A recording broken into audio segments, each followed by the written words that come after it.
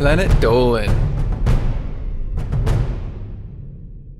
My experience in the Marine Corps. What can I say about such a polarizing and I'd almost say a terrible experience? Like, whew, it was, I want to say it was good because of the people that I met, but at the same time, I want to say it was really bad because of the people that I met. I know in the first 2 years, because so for the ones that don't know, when you enlist in the Marine Corps, you have to pass through a series of exams. An ASVAB score is basically an aptitude test, and then there's a physical examination for qualifying to enlist in the Marine Corps. Once you pass those things, which took me a while, I actually lost a lot of weight. At the time, before joining the Marine Corps, I was about 190, and then I lost about 40 pounds to get in. Whew, I was real thin at that time. I was about 150 and I'm only about 5'8". So I was pretty well out there. So when I first joined, at the time I joined in as an admin clerk and I really didn't know what I was getting into. I was doing a lot of in the beginning you do a lot of boot camp. So you do things like going underneath freaking simulations of kicking down the door, going through some sand, arms bleeding, freaking drill instructors calling you a piece of garbage because they don't have any kind of respect for you and they're not supposed to. I've never been treated like a piece of crap that much ever in my life. Like, I've been treated like a piece of crap, but whoa, man, they would treat me. There was a time where I had to use the bathroom in boot camp and the guy timed me. He said, you got, I think it was around 50 seconds. This guy tells me, you have about 50 seconds. And so I'm like, oh, I really needed to pee, and I run up to the bathroom, and then he times me down. He's like, you have 10, 9, 6, 7, 9. He literally timed me with just seconds, like 10 seconds. He didn't even give me 50. He gave me 10 seconds. This guy, the drill instructor, went like this. You have 10, 9, 6, 7, 8, 5, 3, 2, 1. Boom, you're done. Get out. And then I was like, whoa, I didn't even hear some numbers in there. It sounded exactly like that. And I had to rush out. I didn't even finish peeing. I did like half of it and I had to clip the rest of it. And it was the most painful thing ever. I never felt like my bladder was gonna explode since I was in the Marine Corps during boot camp. And even afterwards, so usually you do boot camp for about 3 months.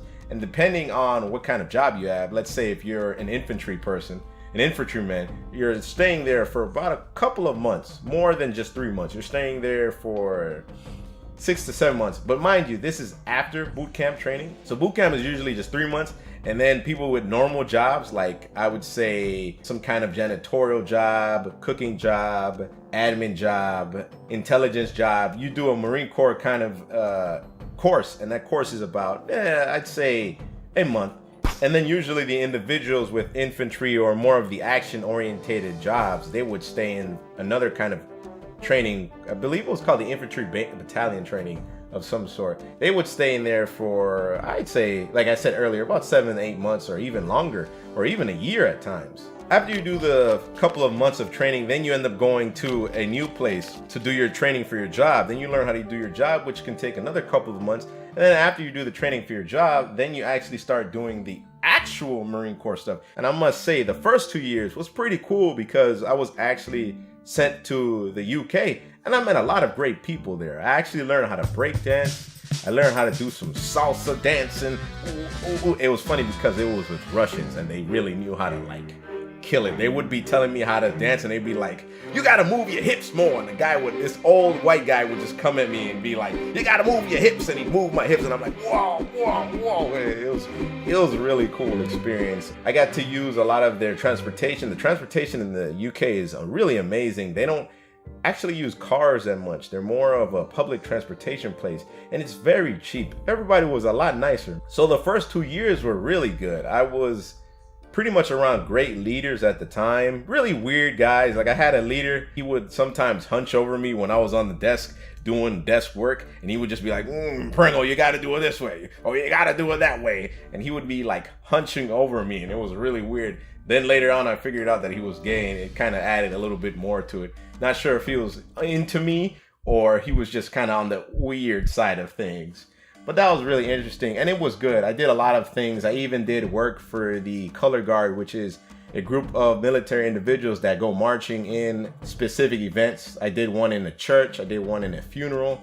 I did stuff like that. It was really, really cool. But then I transferred on to the other station where you only usually stay in places overseas up to about 2 or 3 years.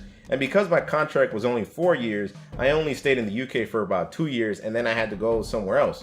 So I was sent to Pensacola, Florida, and that's where I started to meet really grimy and really scummy people. And it's really disheartening, I would say, sad as well. Just very disappointing to see individuals that you would meet in the Marine Corps that aren't really looking out for you at all. I met some people that, leaders I would even say, leaders that had at least 10, 15 years that would make fun of me when I had physical issues happening. They were making fun of me. They'd call me a little baby girl or something like that, and they'd make fun of me because I started having difficulties with my hip and my legs, and I developed chronic knee pains from actually being in the Marine Corps. So now I'm pretty angry at that happening, but it's kind of a good thing as well because I've managed to gain a form of disability, because now I'm like a disabled veteran. But that usually only happens if you're like really screwed over in the time you're in the Marine Corps or any military in general. In this case, I was really screwed over, and I was pretty pissed off at that, because now it's like going upstairs hurts now, and that never happened before. And it's just some days I gotta just take it in stride, and some days, you know, it may not hurt as much even after therapy that I've gone to. And it sucks. Like, I met some great friends though during those times where I was just dealing with a lot of conflict. I had a lot of conflicting leaders. They would lie to me. They would tell stories about me that were wrong. They were pretty obnoxious. They were rude.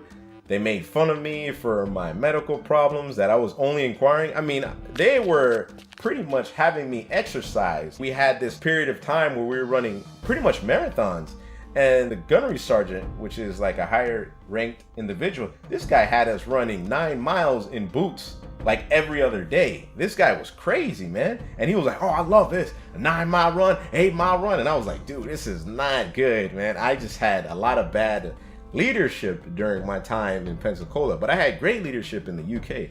The UK was such a memorable place. Everybody was nice. Everybody would talk to you. Even when I went to like clubs, I see people like peeing on the streets. I was like, whoa, they're drunk, but it's cool because everybody's just nice. But when I was in Pensacola, Florida, that wasn't so much the case. It was ultimately, I didn't have great leadership. I had some good friends. I even converted to being a vegan after my time at the end of my contract over there in Pensacola, Florida.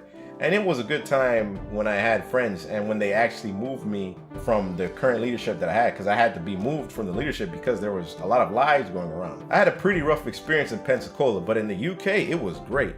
Overall, I would still say that ever since I joined the Marine Corps, I can say it's not, like I had a good experience, but on the back end of it, the last bit of it and the beginning bit of it was like just so full of BS. That's why I tell people when they ever ask me or they say they want to join the Marine Corps, I tell them join the Air Force, because at least for the most part, they'll take care of you. Can't really say that much about the Marine Corps, but that's pretty much my experience. That's a gist of my experience. I can't really condense 4 years of it, but I can definitely say it had its ups and downs. And all in all, I would say that I'm glad it happened, but I would definitely never do something like that again. Not at all. Hello, Danger Dolan. I hope you guys liked the video. If you got a 5 to 10 minute story time of your own, feel free to click the Reddit link down below, write out your story, and you could be featured in the next animation.